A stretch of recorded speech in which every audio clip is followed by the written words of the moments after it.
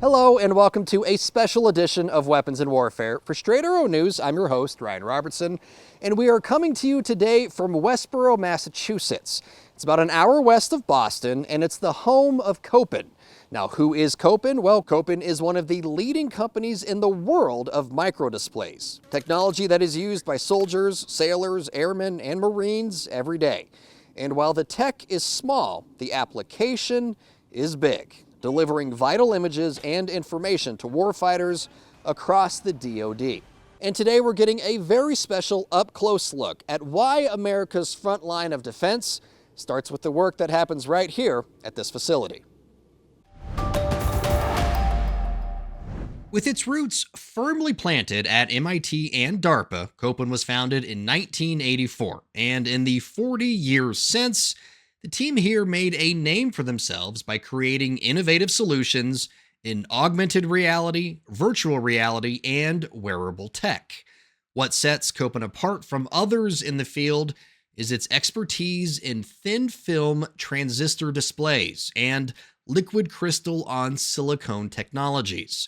Said another way, they provide the know-how and the hardware for high-resolution microdisplays that fit in everything from military gear to consumer electronics. We are a semiconductor company by heart. We develop microdisplays here in Westboro. Our LCD technology comes out of this building. But we also develop three other types of microdisplays: our OLED capability, micro LED, as well as ferroelectric liquid crystal on silicon. And we now have a fifth generation of microdisplay that we're bringing to market very soon. So when we're talking about microdisplays, I mean, you hear the word, but most people probably have these in their everyday lives that just don't even know about it yet, right? No, exactly right. So if you have an Oculus at home or an Apple Vision Pro, those have microdisplays based inside them. That's correct. Michael Murray is Kopin's chairperson, CEO, and president. For him, Kopin's work with our national defense and what those endeavors bring to our nation's soldiers, sailors, airmen, and Marines is a vital piece driving the company. It feels great, and this is the mission that the company has. It's all about vision beyond imagination and making sure that our men and women of our allies and our armed forces come home. So the thought process is, if we can have our ability and our armed forces see their adversary before they see them, they're more likely to come home safe. And that's the ethos of the company. In an era where you can buy a massive 98-inch 4K television for roughly what it costs to take a family of four to 2 NFL games, you might be asking yourself, what's the big deal about a microdisplay? Well, you can't exactly fit a monster screen inside a tank or a jet fighter, and you certainly don't want to be lugging one around at the squad level. But in warfare, you can't hit what you can't see. And as Nick Peterson, Kopin's Director of Business Development and Warfighter Vision, explains, Kopin makes it possible for end users to see the battle space in a variety of ways. What we're showing here is the micro LED. It's the holy grail of display technology. It doesn't struggle where some of the other displays do struggle. In other words, for this, in augmented reality, it's all about really high brightness and efficiently getting that brightness out of the display and into your eye. And so the micro LED here, if you look through that, these are non-optimized optics, but they're just low NRE. It was paired well with the micro LED that we produced. Yeah, if you want to take a look in there. Low NRE. So it didn't cost us a lot to integrate the display with a pair of optics we already had on the shelf to show what we're showing. What we're showing is really, really bright augmented reality. So if you look through there, now you can still see my hand, right? Yeah. And you can see right through the optics, but you can also see a very vivid monochrome image. Yeah. That's because the micro LED provides, I guess, almost unlimited brightness given what we see from other display technologies. And that's really beneficial for augmented reality. Let's explore that, right? Why is it, for augmented reality, we're talking about putting a digital image or something overlaid with what you actually see, right? So when I'm looking through that, I saw your hand. If I'm looking at I can see the person, but I'm also, with the augmented reality, putting stuff over that image. Why does the brightness matter? Well, imagine I'm looking at a white building or a bright sky with white clouds in it. Okay, so that's all going to have a challenge where I've got to create enough contrast, brightness from my display, to still see what else I want to augment on that reality. So that's where brightness matters. So if I'm a pilot, you know, saying, oh, I don't know, maybe the Arctic, or Even on a Indo-PACOM, right, where there's clouds, and Right. I need to be able to know the information without squinting or trying to. It just needs to be readily available. For a full brightness daytime environment, you need a lot of brightness from the display to get that AR to be quickly recognizable by the end user. So that's where micro LED is so important. Now, alternatively, this also can go very, very low brightness. So now I'm flying a mission at night, and I don't want a lot of brightness. My eyes are already absorbed inside of the environment I'm in, which is very dark, but I still want my augmented reality, and so it has to be able to do that wide dynamic range, and micro LED is capable of that as well. At this point, you might be wondering how a micro display goes from an item on an order sheet to an actual piece of hardware in the warfighter's hands. For that, we took a tour of Kopin's 74,000 square foot facility with Ray Shubnell, Vice President of Manufacturing and Quality. Semiconductor industries will make their manufacturing processes around either an 8-inch wafer or a 12-inch wafer. While Shubnell showed us around Kopin's design and manufacturing center, he explained the facility boasts 2 clean rooms, specifically a Class 10 and a Class 1000. The difference between the two revolves around the number of particles allowed in the air per cubic meter. It's a little like scoring in golf. The lower the number, the more intense the classification. So, in a Class 10 clean room, there can be a maximum of 10 particles that are 0.5 microns or larger for every cubic meter of air. A human hair, on average, is around 70 microns. So, to put it very simply, it's a hyper-controlled environment with extremely low levels of contaminants, making it suitable for Kopin's high-precision work. On the other hand, a Class 1000 clean room allows up to 1,000 particles of the same size in a cubic meter. While still quite clean, it has a higher tolerance for airborne particles compared to the Class 10 room. Before entering either room, though, the technicians suit up from head to toe in a staging area, which leads to multiple chambers designed to remove any potential contaminants. So this actually knocks it all off, so it goes down to the floor. You suit up, and you're not carrying it potentially on you or on your suit, because if it's floating around in the air and then you walk through it, it would be on your suit. So this is just constantly dropping it down onto the floor. And we've got like a deluxe one right before you go into the fab. That's really knocking it down, and then we go through like a wind tunnel. That's just one more extra time, making sure. So by the time we're going into the clean room, there's very little exposed. There's virtually no dust on you, and that helps maintain that Class 10 cleanliness of the air in the clean room. Once inside, Kopin's array of LCD, OLED, FLC, OS, and micro LEDs begin to take shape. The process starts by growing tiny red, green, and blue LEDs on what's known as a wafer, then transferring those micro LEDs to a backplane where each LED is positioned to form a pixel. From there, the units are connected to the necessary circuitry to control their illumination. It all requires highly accurate and specialized techniques to achieve the desired pixel density and image quality. We weren't able to enter the clean rooms, national security and all, but we were able to see the work being done through observation bays. The machines in the middle on the left are putting this flex cable on, so now we can light it up and provide electricity. And like we said, and the display is this one probably has 400,000 pixels on it, so you're literally controlling each and every pixel.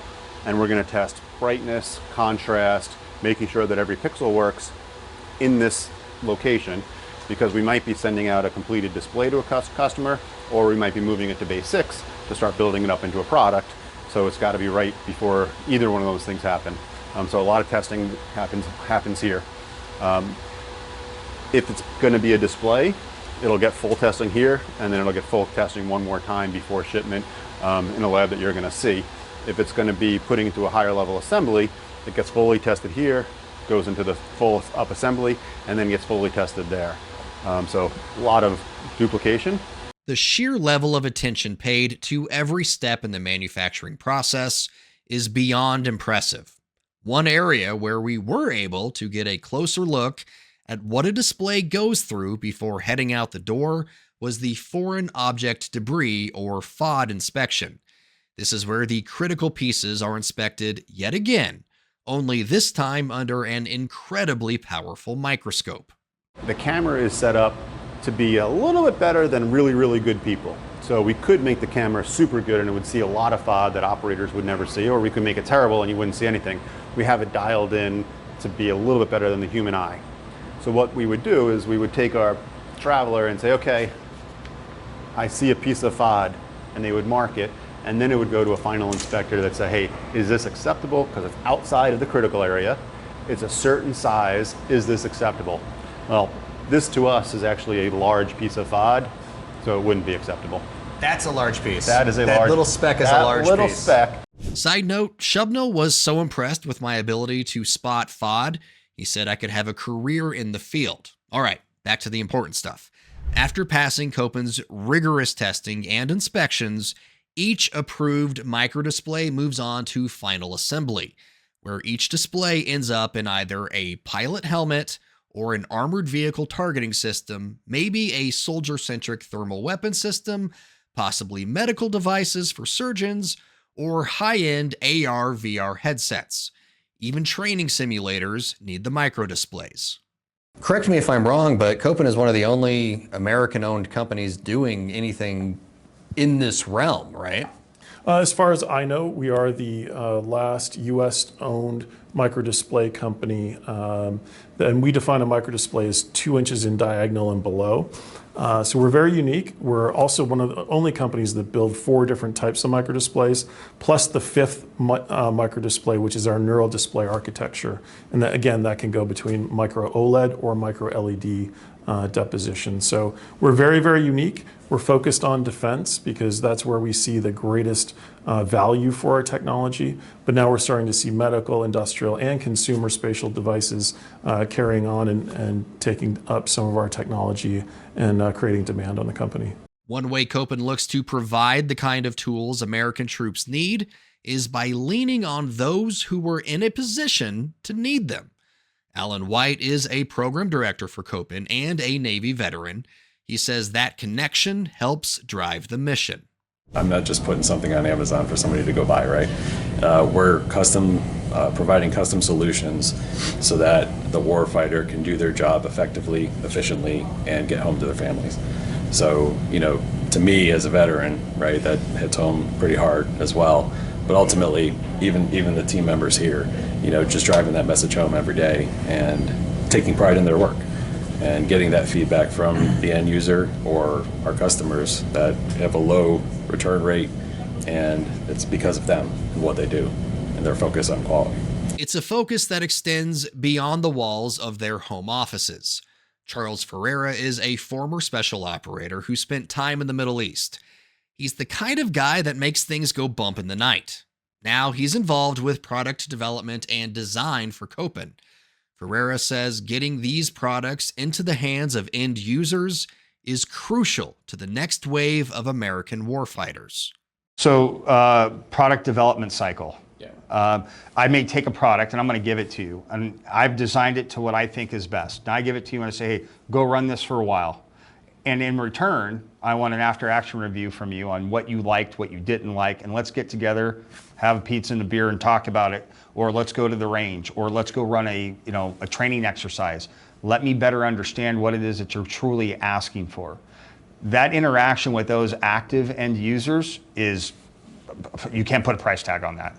There's absolutely no way to do that. But you have to be open-minded and you have to be flexible. So there's a saying, there's a phrase that came up, 2019-ish, was hardware enabled, software defined. And if we can do that, so we plan, we engineer for the future to where now whatever's in the realm of what you can dream up or you can think of now becomes more software side. So long as I have enough vision and I foresight and planning, pre-planning saves time and money. So if I can do that and put in the correct hardware, now I just need enough guys to know how to do zeros and ones to talk with me as an SME or the active end users, and we can get together, and now we can create a nice platform for those individuals, and we can develop that into something and custom tailor it for them. There's always going to be constant feedback. Kopin's leadership tells us that feedback is crucial in not only improving the products they currently make, but in pushing their team to bring new innovations, like that new microdisplay, to the table. The fifth type is actually our software-defined AI-enabled backplane called neural display, and it can be different types of displays. It's actually the backplane that really makes it work. That's where all the circuitry and brains are, and also the imaging pixels that we pick up on your eye, so the white, gray, and black of your eye tracking. So that technology is a backplane that we can deposit OLED or micro LEDs on.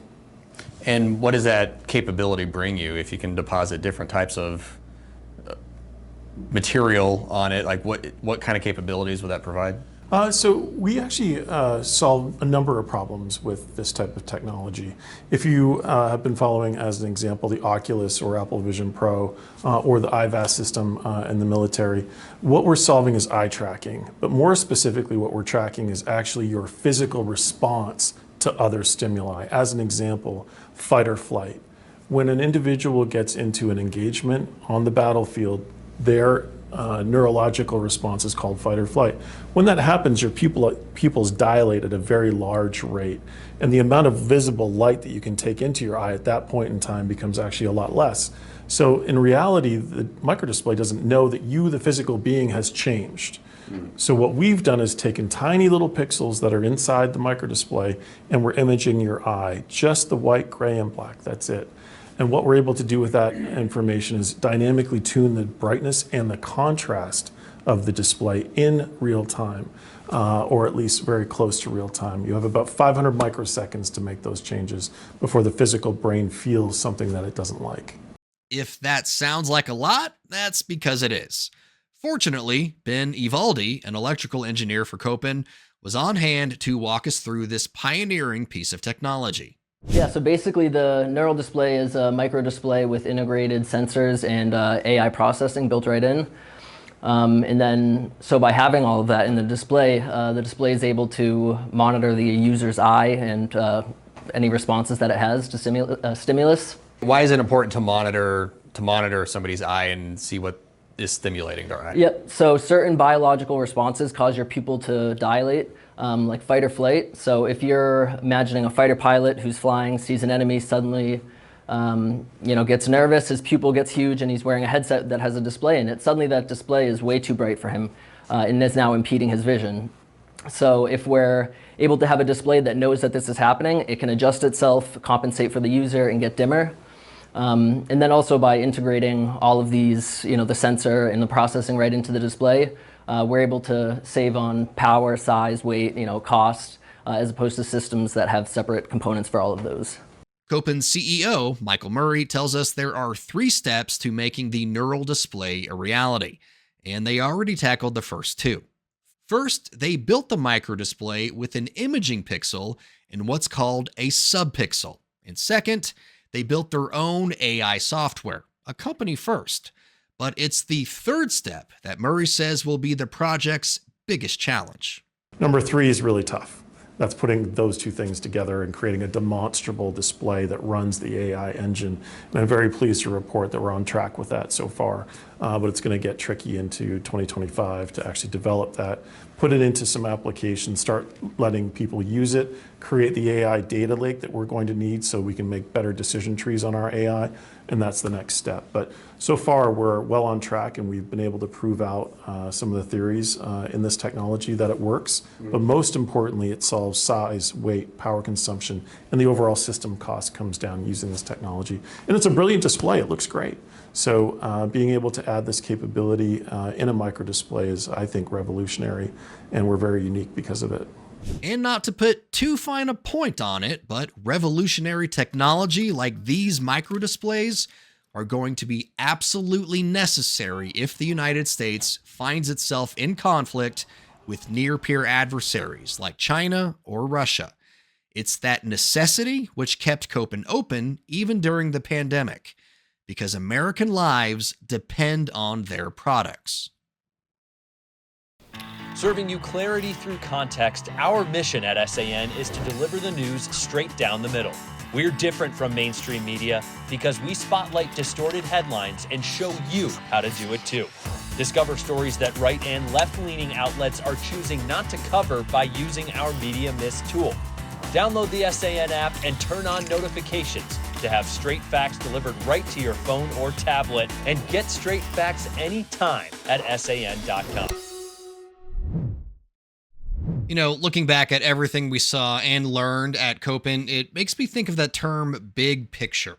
It's a common phrase we've all probably used from time to time, and on the surface, it makes sense, you know? But in reality, each big picture is made up of smaller little pictures, each adding their own context and insight into the whole story, not unlike the work Kopin Industries is doing. We want to send a big thank you to Kopin's Michael Murray and Lisa Saffron for opening up their doors to us and allowing us to see what they do every day. For senior producer Brett Baker, video editor Brian Spencer, and graphics artist Dakota Patillo, I'm Ryan Robertson with Straight Arrow News, signing off.